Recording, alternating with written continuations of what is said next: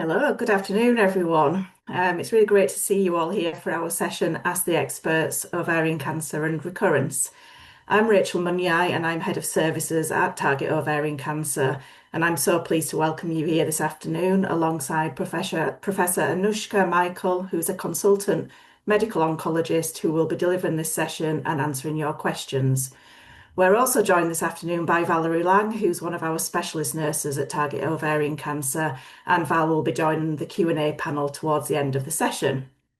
So I'd like to quickly take you through what to expect this afternoon. So first of all, we'll be hearing from Nicola, who is a woman with ovarian cancer, who has kindly shared her experience of recurrence with us through a short recording. Then we'll have Aggie Michael delivering her presentation about recurrence before we move into our live Q&A session. So we also need to remind everyone on the call or watching recording this recording back that anything that comes out of this session isn't medical advice and isn't a substitute for the information and advice that you've been given by your own clinical teams. We are not able to offer answers to very specific individual situations today, but the idea of this session is that we can give you an overview of any conversations that you might like to have with your own team. If anything comes up today that you aren't sure about what it means for you or your loved one, or you have any other questions or concerns, then you can call our support line to get more information. So we will now get started with the event, which will begin with a recording from Nicola, who shares her experience of recurrence, treatment, and the things that she found helped her. We understand that not everyone wishes to hear about other people's experiences, and if it doesn't feel right for you at this time, please feel free to step away for this portion of the event. To sort of go back to the beginning, 2023, I got my diagnosis, which was, of course, a great shock. I just really sort of went through the operation, the sort of the debulking operation, and the recovery from that in a bit of a daze of just not really believing this was happening to me. Like a lot of people, it's just so out of the blue, and yet looking back, it wasn't. So there's looking at those symptoms again, isn't there? And sort of remembering, yeah, I did have sort of weird stomach things going on and off. Got through the operation, had the mop-up chemo, as they call it. And then, I really, like most people, probably tried to just put it all behind me. I just felt like, gosh, that was awful. But here I am, I've survived. This is great. This is incredible. I've got my NED assessment, no evidence of disease. So I was very lucky in that regard. Got on with life, and that's, of course, what we all want to do the most, just seeing my family, sorting things out that had to be sorting out, deciding not to go back to work, which was fantastic. And then had a holiday in Spain, just living life to the full as much as I possibly could after having such an awful scare, of course. And then, unfortunately, it was during the next year that I, had been sort of getting sort of twinges and things, I would say, in my pelvis on and on, but nothing really severe. And obviously, once you've had that really major operation, you do get sort of stomach effects on and off. Luckily, I was being regularly monitored for the CA125. So that was reassuring that I knew that was happening, that I could, hopefully those numbers were keeping low, though I did see the numbers creeping up slightly. But then in August of the next year, which was just under, about 10 months after I finished the chemo the first time, the CA125 shot up. Obviously, I was devastated. I mean, yes, it was just a blood test, but I think just because for me it had always been a really good indicator, it seemed to be a good indicator. It did not seem positive news at all to get this blood test. I went in, saw the consultant, and she organised a scan and sort of had the CNS there. Everyone tried to reassure me, but yeah, I was a bit unconsolable. I couldn't really be reassured. So I had this scan and then went back.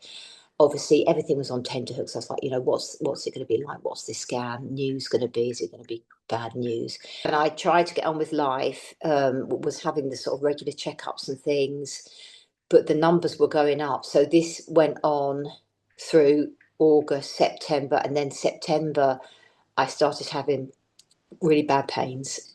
Once they did examine me, that this pain is too acute. We're not really sure what it is because that scan was in, what's the word? Not sort of one thing or the other.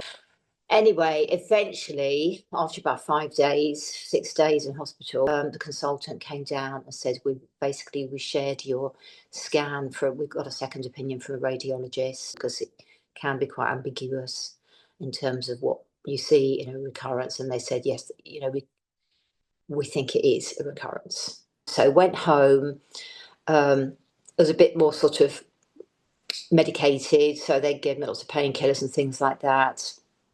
And but still was really, really acute. But it did sort of ease off a bit for some reason. Had an appointment, and at the appointment they said they were going to put me on doxorubicin and paclitaxel. No, not paclitaxel. The other one, the platinum one. I can't remember the name. You probably know.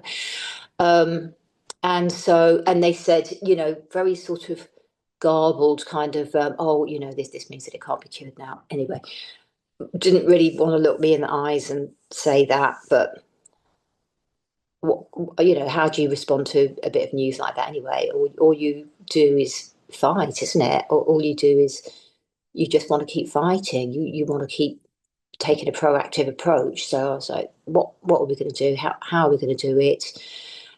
So chemo again, not a very edifying thought, but I would have done anything, obviously. Once you get pains and things, you're just desperate to resolve them. I just felt, right, this is where I am now. I'm just going to basically get on with this treatment, give this treatment the best chance by being positive, because I am a positive person. I'm a realist as well and positive. So, all these different things can combine, can't they? And the chemo went okay. It's just lots and lots and ups and downs. But what I found was I had some strategies from the first time round that I experienced the mop-up chemo, and I started going to acupuncture. And this was something that did seem to help. It was a place to vent as much as anything as well. So I'd sometimes just cry during the treatment. And it was just something outside of the house to go to and quite holistic. And it did seem to help with the side effects on the gut and keeping things regular, things like that. And also emotionally, it's just something that I believe in. I think it's good. It seems to, be quite a soothing process, and I generally always felt better afterwards after having my treatments. I also basically found a counsellor. I was in a position where I could just sort of pay for these things myself. I know you can get a lot of things. A lot of hospitals do offer those complementary therapies and counselling and things like that. Anyway, at this time, I felt like I wanted to just source my own thing, so I found a counsellor, and I was in a bad way really initially, but it was just a place to express everything that was going on, something outside of the house. I could really express my fears, and she was very holistic in her approach and just encouraged me to sort of find my own strategies. I really enjoy crafts. I've always enjoyed them. I've always been a knitter, crochet. So I find that quite mindful. So I tried to put myself into things where I just kept my feet on the ground, really, and just sort of thought, right, this is something I'm enjoying. I'm here. This is now. This is a situation. I'm getting on top of this situation. It did work quite well, getting me through to the next Christmas. Had a great Christmas. I basically finished the second lot of chemo in February this year. Unfortunately, in the January, even though I was still on the chemo, my numbers started to go up again. The CA125 started to go up again, which obviously was a blow, massive, because it just seems to be a good indicator for me.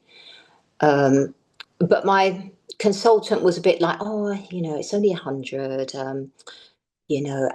I think it could be, let's hope it's caused by other things. And she suggested that I go on the niraparib because I had not been prescribed that the first time. And it didn't really seem to work. I think it worked for a month or two, but then the numbers started to go up again. So I spoke to the nurse on Target helpline. She just sort of really sympathised, lovely, and said, "Why don't you ask them this?" Just kind of focus me a bit what to ask them when I went in. Like, yeah, just kind of really helped me. Just so sympathetic, so much compassion. It's amazing. Sort of 3 months after starting niraparib, there wasn't any kind of ambivalence this time. This is definitely another recurrence. This has gone onto your liver, onto your lungs, the back of the peritoneum. However, I have got on a trial, so I'm really feeling very fortunate that this has panned out. That I'm now on the trial. It has been working for the last couple of months. It's been working well. I'm cautiously optimistic after everything I've been through. I think that's kind of a wise position because it's a battle. I can't pretend otherwise, but I just have to soldier on and really sort of try to do what I want every day. Really sort of try to live my best life every day, and do the things that make me happy.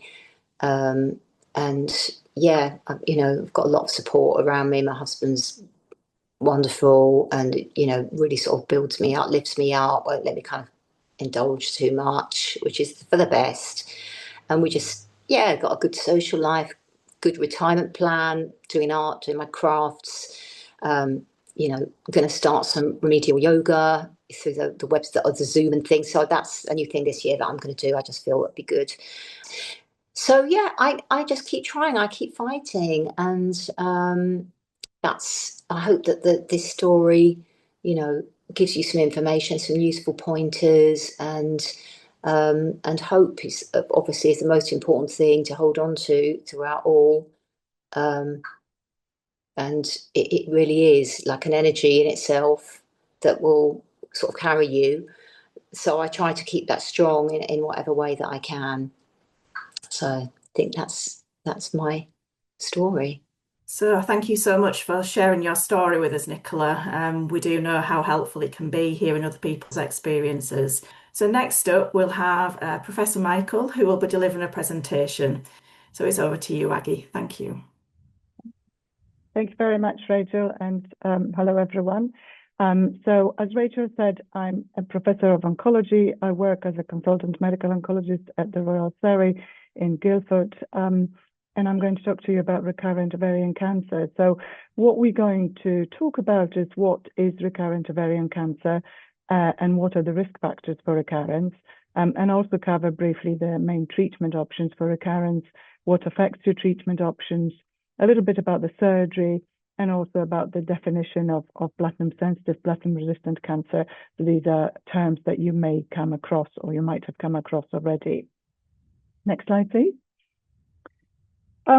So what is recurrent cancer? So as you can imagine, recurrent cancer is cancer that comes back following the first-line treatment. So after the first presentation and treatment with surgery, with chemotherapy, hopefully most ladies go into remission, and then sometime later the cancer can sort of regrow again. That can show itself by rising tumor markers such as CA125. It can cause some symptoms, and can be detectable on the imaging, whether it's a CT scan or PET scan or MRI scan, and that's when we call this as a recurrence.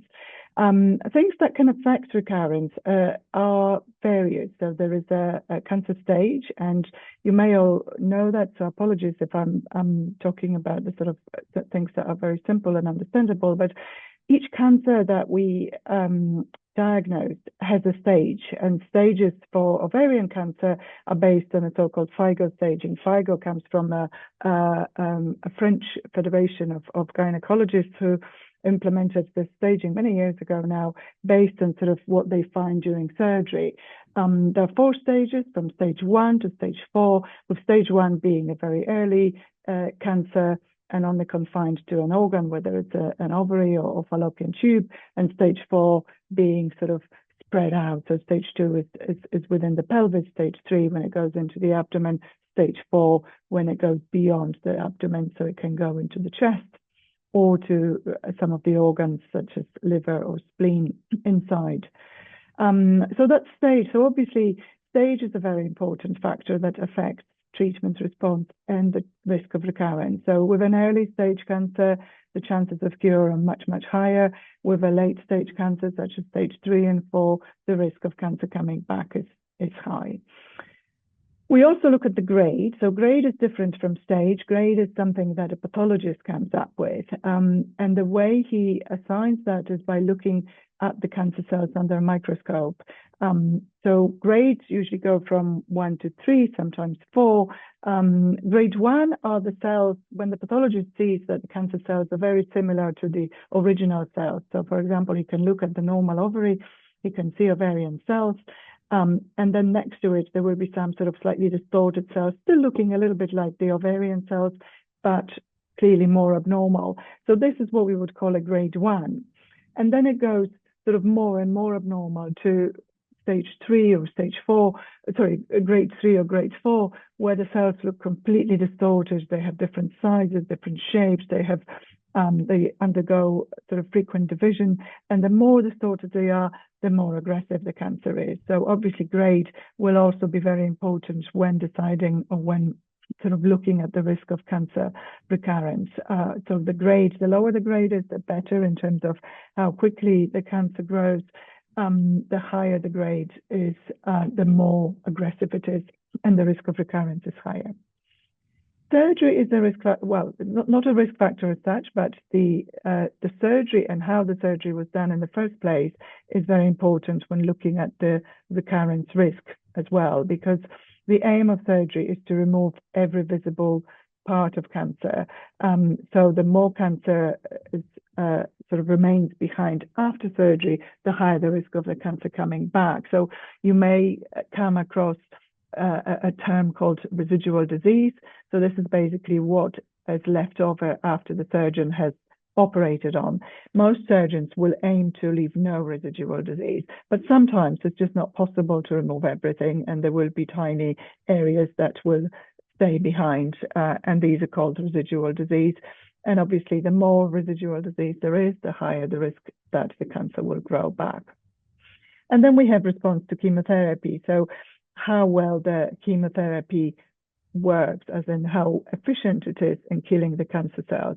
And this is something that we find a little bit difficult to say up front. So there is a chemotherapy response score that pathologists can assign, looking at, how many cells have died during chemotherapy. So this is mainly for ladies who would have had chemotherapy before surgery and then surgery halfway through. Then the pathologist can have a look, what do the cells behave like after chemotherapy. So if there's a lot of death and a lot of necrosis, then he assigns this chemotherapy response score called CRS, we call it. It doesn't always go alongside the actual clinical response. The clinical response is something that we can only assess as time goes on, because this is something that we can't really say up front how an individual person will respond. But we can say it retrospectively, looking at when the cancer came back. So in life, if the cancer comes back quickly within the first 6 months, that means that response to chemotherapy isn't very good. If the cancer comes back late, so more than 6 months, ideally sort of a year or 18 months, then that means the chemotherapy response was good, and the chances of response to chemotherapy again are very good. And there are also genetic factors which I will explain to you if we move on to the next slide, please. So the genetic factors are a number of genes that we look at in ovarian cancer. So the ones that you probably would have heard about are the BRCA genes, or BRCA genes as we call them, which can be present in bloodstream, so that it can be a mutation that we inherit from our parents, but it can also be a mutation that is only present in the tumor. And that's a not uncommon scenario where there isn't an inherited mutation, but the tumor is examined and there is a BRCA gene in the tumor. So these are so-called BRCA somatic mutation. So if you see on this graph, you've got the germline mutations, which are the inherited mutations, which account for about 8% of ovarian cancer. So these are the BRCA1 mutations, and then we have about 6% of BRCA2 germline mutations. So what you can see, what that means is that about 10 to 14% of cancers are actually inherited as part of the BRCA mutation.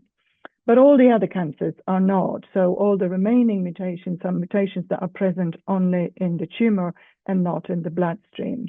So these are BRCA mutations that are what we call them somatic, or different genes that you have listed. You have here listed on that circle. So you've got a gene called CDK12, you've got a gene called RAD51, FA gene. All of them come under a name, homologous recombination. And again, that's a term that you might have heard across if you might have come across if you already had your first-line treatment. We do test all ladies, or aim to test all ladies for homologous recombination deficiency. And the reason why we do that, so homologous recombination is essentially a mechanism how cancer cells repair themselves. As you can imagine, in nature, everything wants to repair itself and grow back, and so do the cancer cells. And the most common way that the cancer cells would grow back is by using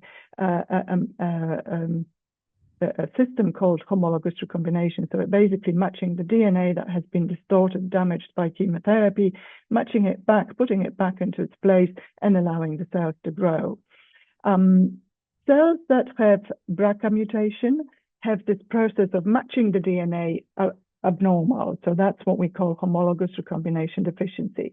But we now know that not just the BRCA mutation can make this process abnormal, but also some of the other mutations. So all those genes that you have here on the circle on the left-hand side, on the right-hand side with the BRCA genes are the homologous recombination genes.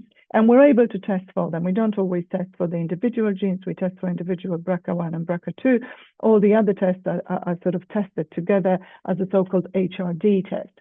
And that is important because not only it tells you how the cancer responds to chemotherapy, but also what treatment is best following first-line treatment. And then you've got the other side of the circle where there aren't that many genes. There is no homologous recombination, which essentially means the cells are very efficient in repairing themselves and they're more likely to come back early.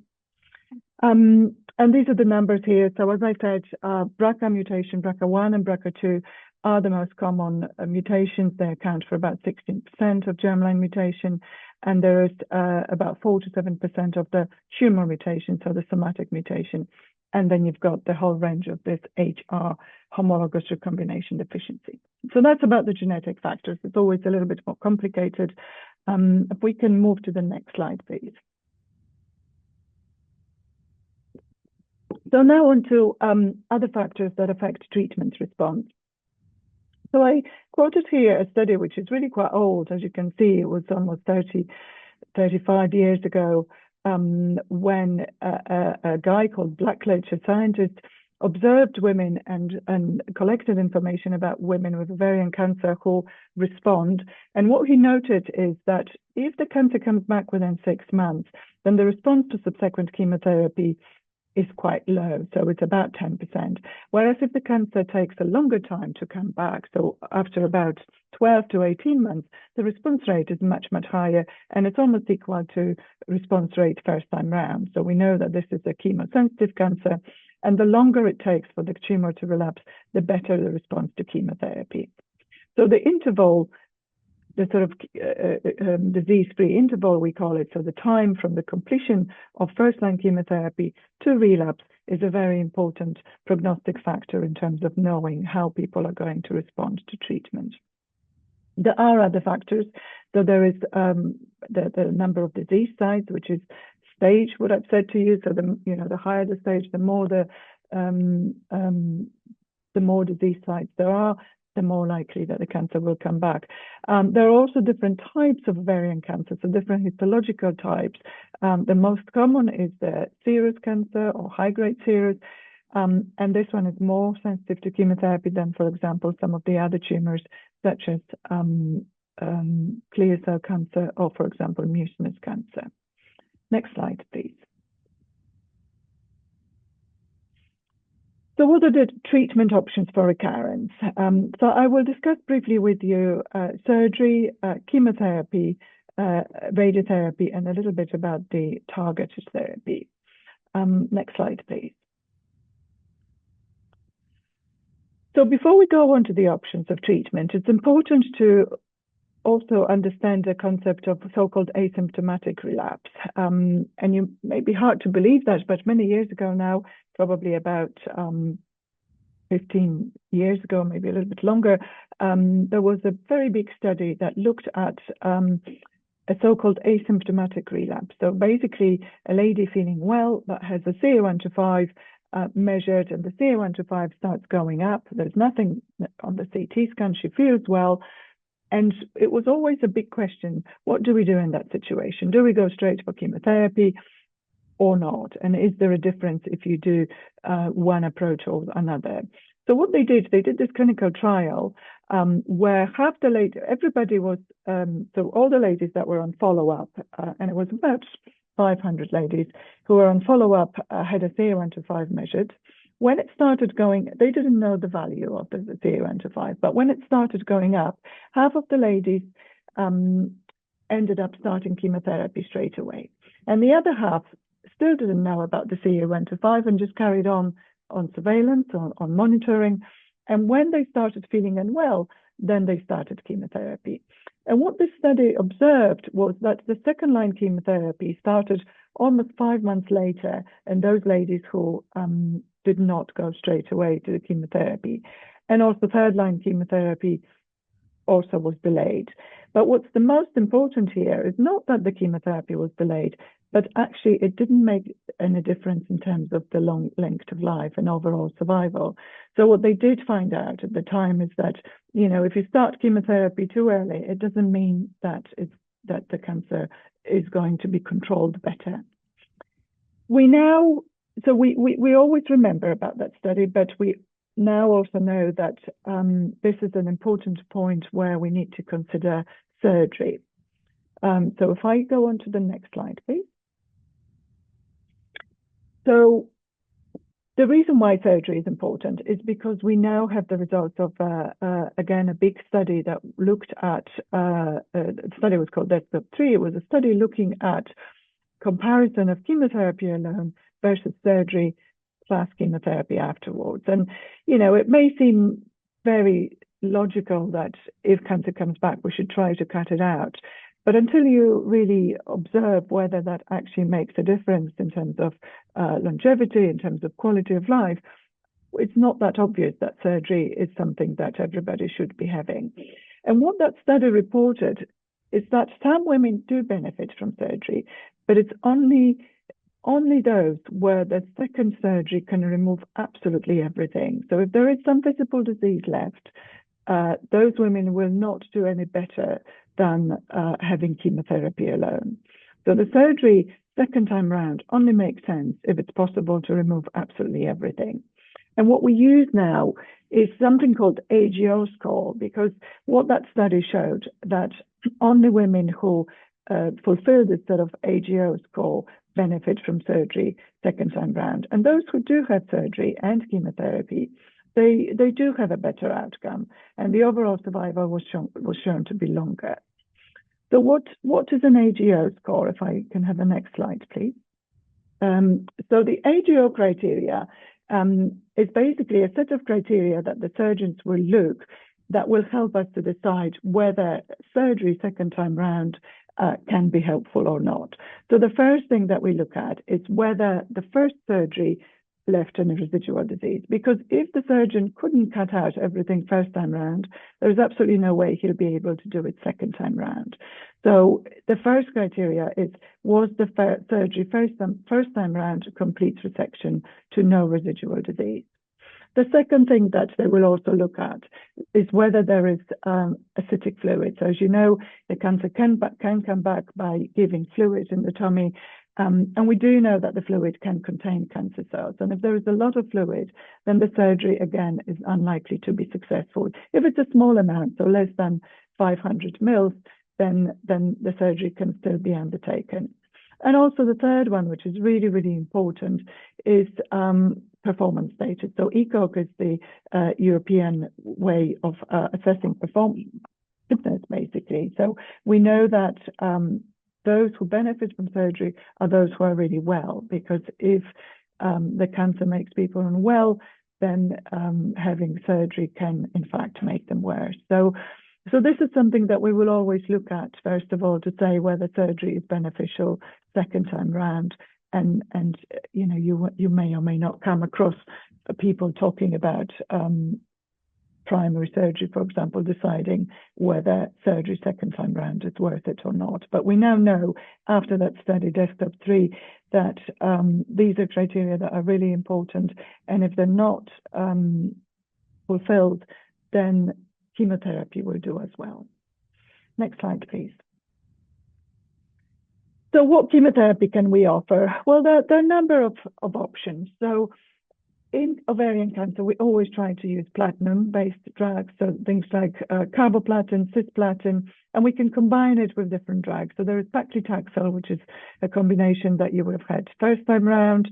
There is liposomal doxorubicin, which is a slightly different combination. There is gemcitabine, which can also be used, and there is weekly paclitaxel. So there's at least 3 or 4 different combinations of chemotherapy that can be used, and some of them can be reused again if the cancer comes back again, as long as the tumor is still sensitive to chemotherapy. Next slide, please. Radiotherapy is slightly different. So radiotherapy we would only offer for a very sort of small area of recurrence. So if it's very targeted treatment, so radiotherapy X-rays are pointed precisely onto an area of recurrence. And that would only make sense if there is a limited recurrence. So there is something called stereotactic radiotherapy, which can be offered nowadays, which is radiotherapy with curative intent. But that can only be offered if this is less than 3, maximum 4 areas for recurrence. And it has to be an area which can be sort of targeted by the stereotactic radiotherapy. So places like bowel, for example, are not successful when treating with stereotactic radiotherapy. The areas that can be treated are usually, for example, a small lung nodule or an isolated lymph node or an isolated area in the abdomen that can be completely covered with stereotactic radiotherapy. So this is something where we would consider radiotherapy. Next slide, please. And this is a little bit about the targeted therapy. So as you probably know, there are new drugs out there. So we call them antibody drug conjugates. So antibodies is something that we all make, and this is a biological treatment. You're probably familiar with the name Avastin or bevacizumab. This is an antibody that we use in ovarian cancer to sort of shut off the blood supply to the tumor. But what the scientists have done nowadays is combined the antibody with a specific chemotherapy drug. And the interesting thing about the antibodies is that they're very targeted. So they will only target a certain molecule in the tumor. And then that way, they will allow this chemotherapy drug that is attached to the antibody to attack the tumor. So what we can say is that the antibody here will act like a missile. So it will recognize and stick to a specific marker on the cancer cell.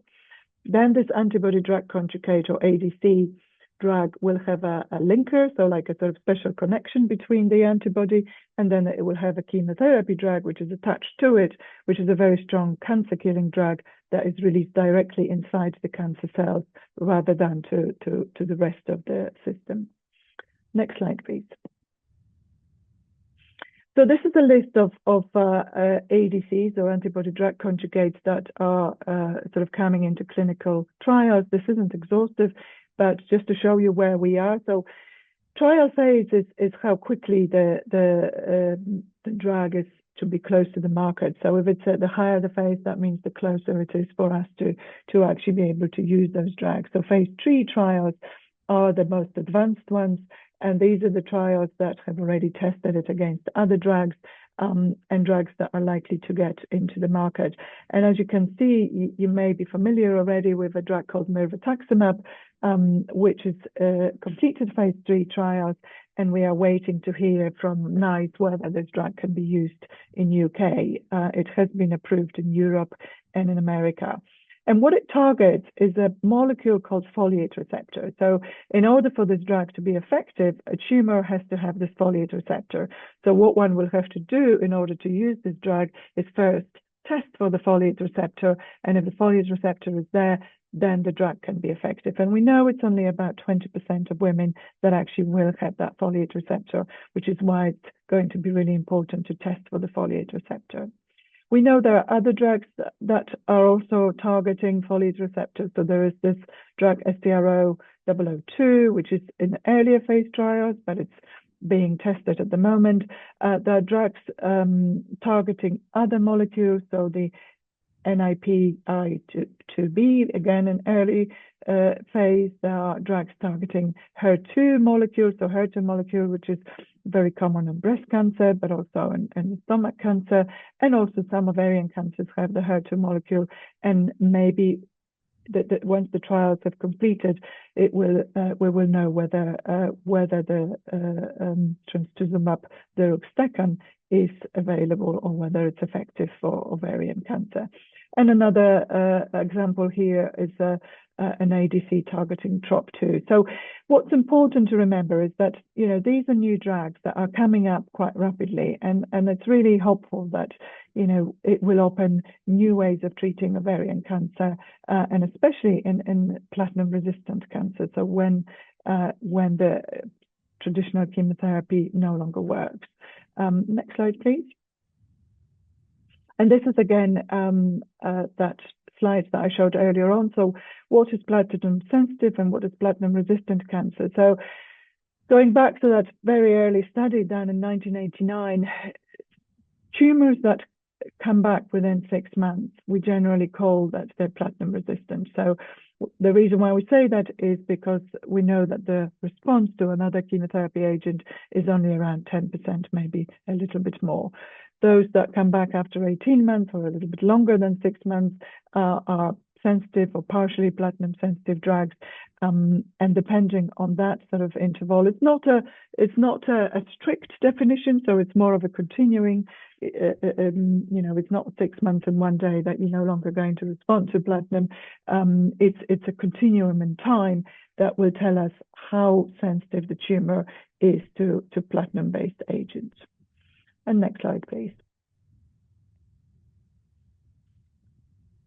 And in terms of treatment of platinum-resistant cancer, so platinum-sensitive cancers, as I've already mentioned, we would use drugs like carboplatin and cisplatin combinations, whereas in platinum-resistant cancer, we don't really use carboplatin, although the response rate is still about 10-15%, so sometimes we can use it. But what we try to use is different drugs. So weekly paclitaxel is the best option, ideally with bevacizumab, which unfortunately is not available in NHS, but that's certainly an effective option of treatment for platinum-resistant disease, and the ADCs, which is the antibody conjugates, which I've already mentioned, the folate receptor and others, ADCs, are the up-and-coming options of treatment in platinum-resistant cancer. Next slide, please. So that's just in summary. Recurrent cancer can still be effectively treated. It's usually treated by chemotherapy, sometimes surgery as well. The type of treatment depends on the time of the recurrence, and the longer the progression-free survival, the better the response to treatment. And that takes me to the end of the talk. Next slide, please. So, yes, if you have any questions, I'll be delighted to be able to talk to you. That's wonderful. Thank you so much, Aggie, for that really useful presentation. I'm sure we've all learnt an awful lot from that, and we will now move into the question and answer section. So we'll go straight into that. So I'll put the questions to our panel, which is Aggie and Val. So first of all, we've got some questions around the risk of recurrence. So one of the questions that came in on the chat was, is it possible for the grade of the tumour to change from the original tumour when you have a recurrence of your ovarian cancer? It is. You see, the cancer cells, because they undergo mutations constantly, they're almost like a live organism. So the mutations can change the grade of the tumor.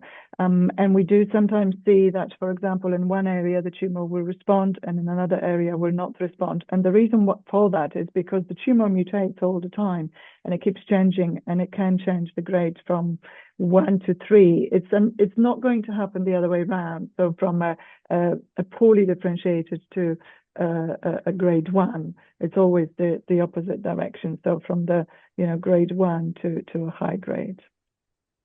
Lovely, thank you. And then we've got a question about factors that might increase the likelihood of having a recurrence. So someone's asked if being overweight can increase that risk of recurrence. And someone else has also asked about endometriosis and whether having that before surgery can increase the risk of recurrence as well. Mm-hmm. So endometriosis can increase the risk of getting it in the first place. It doesn't really have much impact on the recurrence as such. It's a risk factor to get ovarian cancer, but not. It doesn't really put people in higher risk of recurrence.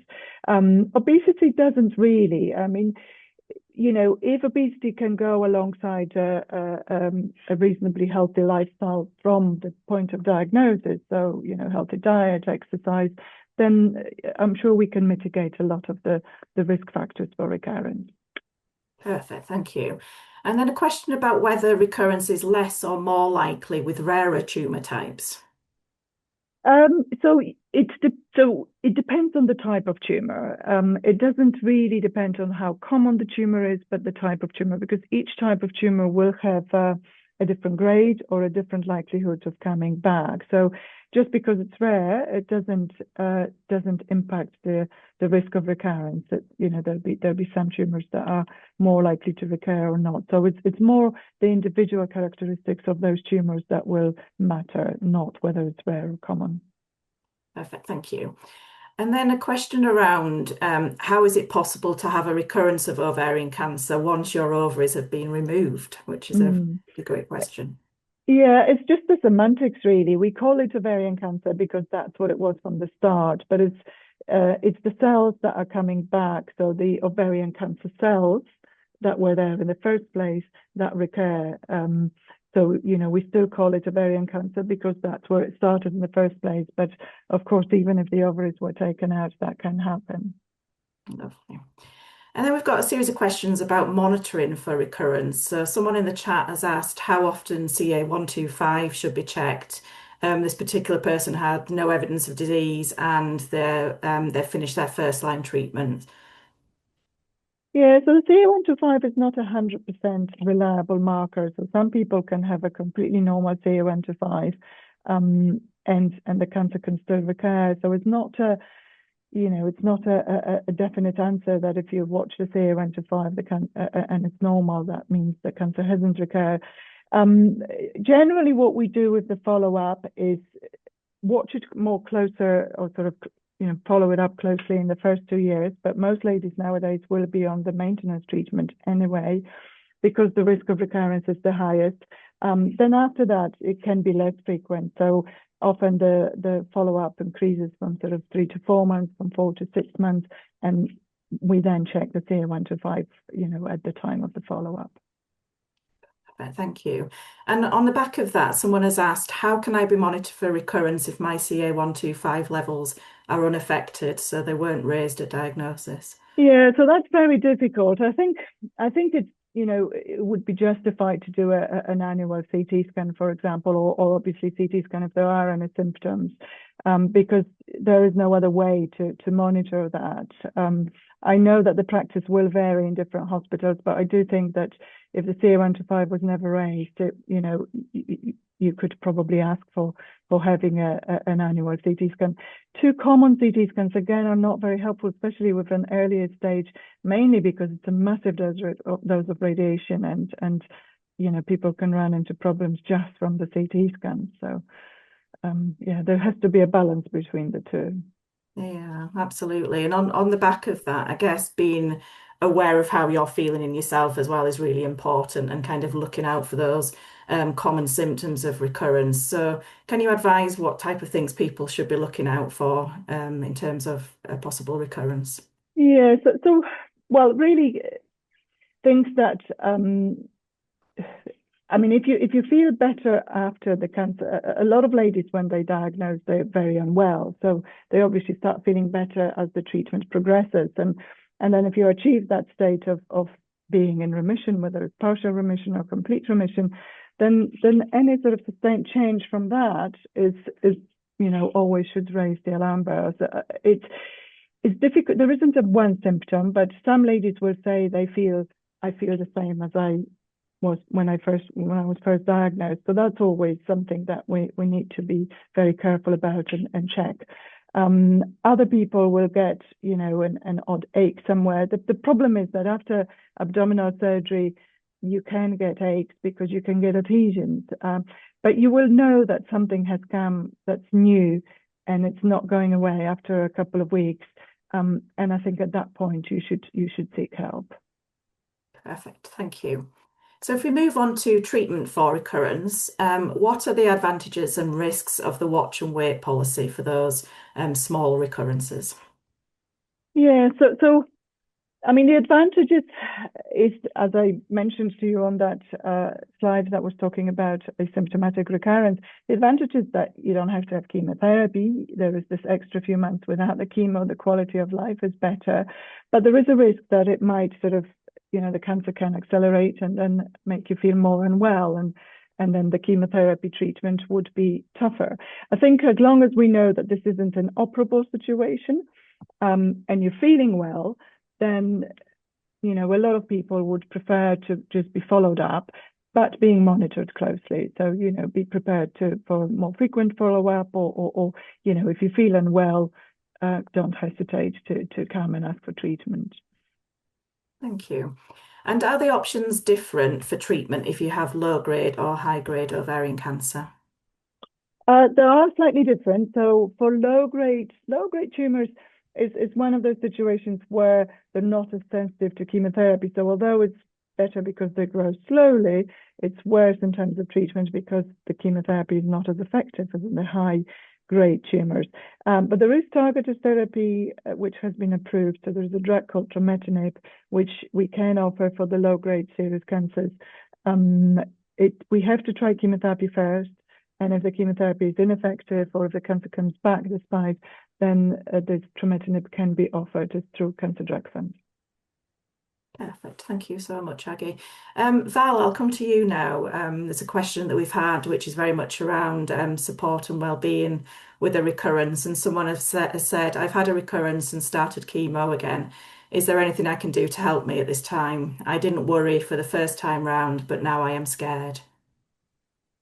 Oh, yeah, it's really not unusual for women to feel much more scared second time around. I think a lot of this came across beautifully in Nicola's video at the start. I think first time around, there's a certain sort of pioneering feeling about it. Oh, you're doing it, you want to get on with it, you want to get through it. And it also feels like the whole world's behind you, cheering you on. I think second time around, your feelings are different. It's come back. You didn't want it to come back, so that's disappointing. And what does that mean? Also, it's new first time around. Second time, you know what's going to happen. And even if you tolerated it, okay, first time, it's still disruptive to your life. You still have your bad days, your down days. And really, you've created this new life that you're getting on with. You don't want to go back to all of that, 3 weekly interruptions, etc. I think in terms of what can you do to feel less scared, our guide for Back Here Again is really good. That's women like you talking about it coming back, how they've dealt with it, what things help. Ring the support line if you want to. That's a good place to have one-to-one conversations where sometimes your family, that, you know, they're urging you on, pushing you on, be positive. The support line is a place where you can come, you can talk about your fears, and you can say what you need to say. We are here to listen and to discuss all that with you. So do that. And again, I think, you know, have a look at Nicola's. We go back through that again, and just some of the things that she did, like finding places where you can be out of the house, finding people that you can talk to. Again, I think things like our tea and chat sessions, the Facebook groups, where there are other women who have done, are doing exactly the same as you, that can be helpful as well. Just being understood in that space can be really helpful. Wonderful. Thank you so much, Val. We'll next move on to maintenance treatments, and there's lots of questions around maintenance treatments, and in the interest of time, I'm going to try and combine some of them. So one of them is around if you have a recurrence while you're actually on a PARP inhibitor, but the treatment might have slowed the disease progression down, why can't you go on to have a PARP inhibitor again after second-line treatment? So there was a study which tested that very situation. So women who had a recurrence on PARP and then they had treatment, chemotherapy, and then went back on PARP, and the response rate to treatment were very, very small. So I think 10% or less, which is, you know, is just not worth it, bearing in mind the side effects of the PARP inhibitor in that situation. So we don't recommend it second time around. Perfect, thank you. And then a question around why Avastin is not available under the NHS as a second line maintenance treatment. Yeah, I wish I could tell you that. I mean, we have contacted NHS England on a number of occasions, trying to get access to this drug, but didn't get anywhere, I'm afraid. We'll keep trying. The price has come down. We have a lot of biosimilars now. But at the moment, it's still not approved, and it's not anything to do with, you know, us as in clinicians. It's a decision from NICE and from NHS England. Thank you. We've had quite a few questions about clinical trials for recurrent ovarian cancer, and unfortunately, we won't be able to get to all of them. But one of them is about the RAINFOIL 4 clinical trial and whether it's coming to the UK or not. So, I mean, it's a trial again looking at the ADC, so the folate receptor conjugates. I'm hoping it is. I can't give you the full answer when it's coming, but I hope it will come. The problem with all of those clinical trials is that they're usually opened to a small number of sites, and there's very, very strict inclusion criteria. So, you know, it's not always easy to get onto those trials, but I know Target Ovarian Cancer has all the up-to-date information about trials, and it's best to just, you know, follow that up and ask for referral. Yeah, absolutely. And I think my colleagues just popped a link to our clinical trials area in the chat there for you. And of course, you know, you're always very welcome to speak to the nurses on our support line as well, who keep on top of what's going on in clinical trials in the area. And then one final question before we go into the evaluation is around new treatments. And what is the future for immunotherapy in recurrent ovarian cancer? Very good question. I mean, immunotherapy, the sort of new generation of immunotherapy, which is increasing the immune system power to fight the cancer, has been very effective in a lot of cancers, but not in ovarian cancer. There are still trials ongoing. There are new drugs that are being